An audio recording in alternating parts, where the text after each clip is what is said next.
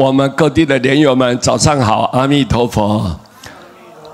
今天给各位大家简单介绍这一章：容人不是处，自无纷争。能够容纳、接纳别人不对的地方，他可能观念错误，或者有一些小瑕疵、小毛病，不是做得尽善尽美，可能有过错的地方，你能够容忍、包容他，不要过度的去挑剔他，那么自然就没有纷争了。有的人呢，一句话都没有办法接受别人的意见呢。你稍稍讲他不对，他马上记恨在心，完了，各位，他给你放在内心当中，整年呢，有时候好几年呢，逮住机会，他一定反咬你一口。所以我们要容忍不是处啊，自然就没有纷争，不会斗争呢，不会彼此绝厌呢，就不会发生。人己难过处，自无怨言呢。能够忍受自己难过处，什么难过？别人可能批评你呀、糟蹋你呀、看不起你呀、讲话来刺激你呀，这些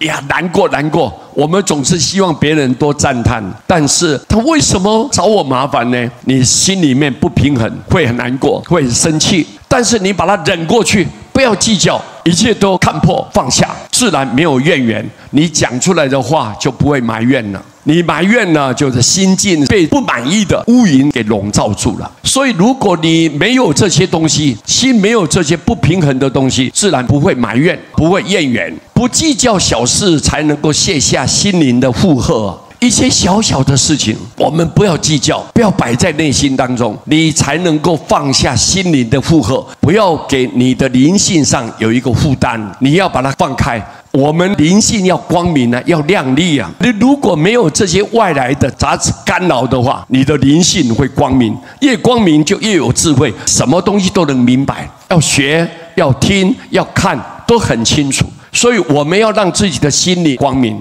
这个是非常重要的。那你怎么才能够做到这样？你不要去计较小事情，小小的事情不要计较，这个是非常重要的观念。不听闻闲言，才能避免无谓的争端。我们呢，不听是非，不说是非，不计较是非，不传是非，你就一直想听人家在讲什么，你想说，哎，我嘎一脚，嘎一脚，我想听听看到底讲什么。讲完了之后，你就觉得这样啊，这样你就传给别人听，无形之中制造整个团体的纷争呢，团体里面的扰乱呢，这个非常不好。我们不要去听闲言闲语，你才能避免无谓的争端。人与人之间，就是因为你说他，他说你呢，你说对了，你错了，彼此之间就起了冲突了，摩擦了，就撕裂了。所以这非常不好的事情。所以真正修行人不见世间过，世间的过失我都不要去看，我不要去听，你清